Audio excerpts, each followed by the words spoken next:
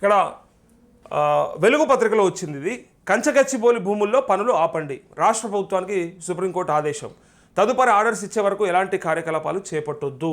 అటవీ ప్రాంతం కాకపోయినా చెట్లను నరికేయడానికి పర్మిషన్ తీసుకున్నారా? 3 రోజుల్లో 100 ఎకరాల చెట్లను కొట్టేయడం ఏంటి? నెల రోజుల్లో ఎక్స్పర్ట్ కమిటీ వేసి 6 నెలల్లో రిపోర్ట్ ఇవ్వండి. లొకేషన్ను సిఎస్ విజిట్ చేసి 16 అంటే ఈ నెల 16 లోపు అఫిడవిట్ దాఖలు చేయాలి.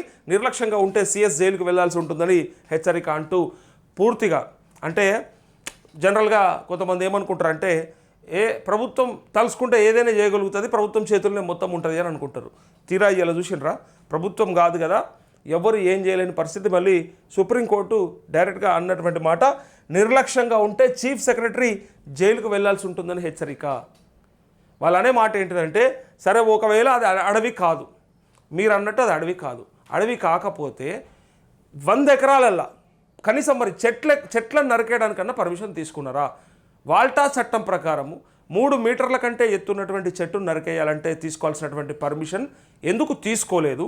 మరి తీసుకోనప్పుడు డెఫినెట్గా దానికి సంబంధించిన రిపోర్ట్ ఇవ్వాలి, అఫిడవిట్ కూడా దాఖలు చేయాలి. అది ఈ నెల 16 లోపే అని చెప్పి ఇక్కడ మాట అన్నది. దాంతోపాటు మరి 3 రోజులలో 100 ఎకరాలల్లా ఎట్లా చెట్లు కొట్టేస్తారు అని చెప్పి డైరెక్ట్గా సుప్రీం అడిగినట్టుగా ఈ వార్త. సో ఫైనల్గా కంచగచ్చిబౌలి భూముల కోసం మాట్లాడినటువంటి నిరసనకారులు, విద్యార్థులు, ఉద్యమకారులు, మేధావులు, ఈ వర్గాలన్నీ కూడా ఇలా నిజంగా చెప్తా ఉన్నా సంబరాలు చేసుకున్నాను నిన్న సాయంత్రం. నిన్న ఈ మాట విన్న తర్వాత, ఈ మాటలు వచ్చిన తర్వాత నిజంగా బ్రహ్మాండమైన డైరెక్షన్స్ ఇచ్చింది కోర్టు అని వాళ్ళు సంబరాలు చేసుకున్నారు.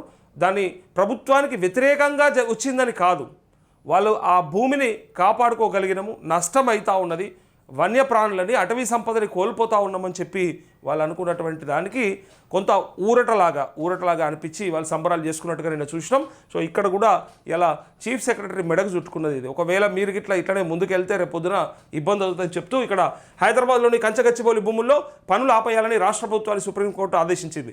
తదుపరి ఉత్తర్వులు వచ్చే వరకు అక్కడ ఎలాంటి కార్యకలాపాలు చేపట్టొద్దని స్పష్టం చేసింది. ఈ వ్యవహారంలో నెల రోజుల్లో నిపుణుల కమిటీ వేసి 6 నెలల్లో రిపోర్ట్ సమర్పించాలని పేర్కొంది. కంచగచ్చిబౌలి ప్రాంతాన్ని ప్రభుత్వ ప్రధాన కార్యదర్శి పరిశీలించాలని, ఈ నెల 16 లోపు అఫిడవిట్ దాఖలు చేయాలని న్యాయస్థానం ఆదేశాలు జారీ చేసింది. తమ ఆదేశాలను పాటించకపోతే సిఎస్ వ్యక్తిగతంగా బాధ్యత వహించాల్సి ఉంటుందని తేల్చెప్పింది. కంచగచ్చిబౌలి భూముల వ్యవహారంపై సుమోటో రిట్ పిటిషన్ గురువారం ఉదయం 11 గంటలకు justice BR Gavai, justice AG మహేష్తో కూడిన ద్విసభ్య ధర్మాసనం ముందుకు వచ్చింది. ఆ భూములను ప్రభుత్వం చదును చేస్తూ చెట్లను నరికేస్తుందని, అక్కడ నెమళ్ళు, జింకలు విలువలాడుతున్నాయని కోర్టుకు అమికస్ క్యూరీ పరమేశ్వర్ నివేదించారు. మీడియాలో వచ్చిన కథనాలను ప్రస్తావించారు. ఈ విషయంపై అత్యవసరంగా విచారణ జరపాలని అభ్యర్థించారు. దీన్ని పరిగణలోకి తీసుకున్న ధర్మాసనం మధ్యాహ్నం 3:45 గంటలకు 3 గంటల 45 నిమిషాలకు విచారణ చేపడతామని, కంచగచ్చిబౌలి స్థలాన్ని సందర్శించి 3:30 గంటల్లోగా మధ్యంతర నివేదిక ఇవ్వాలని హైకోర్టు రిజిస్ట్రార్ను అంటే జ్యుడిషియల్ ఆదేశించింది అని చెప్పి ఇక్కడ వార్త.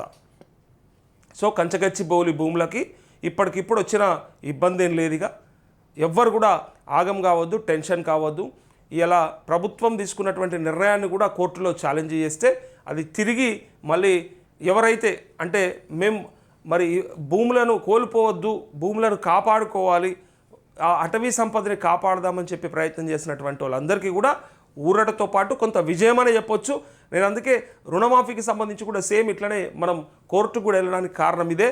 ప్రభుత్వం ఒక నిర్ణయం తీసుకున్నది కదా అంటే అయిపోయింది, ఇక చేతులు విడిచిపెట్టుకోవచ్చు, నీళ్ళు వదులుకోవచ్చు, ఇక అయ్యే పరిస్థితి లేదు అని అనుకున్నప్పుడు అది కాదు, ఇంకా మార్గాలు ఉంటాయని చెప్పింది. అందుకే ఆ ప్రయత్నం కూడా జరుగుతూ ఉంది.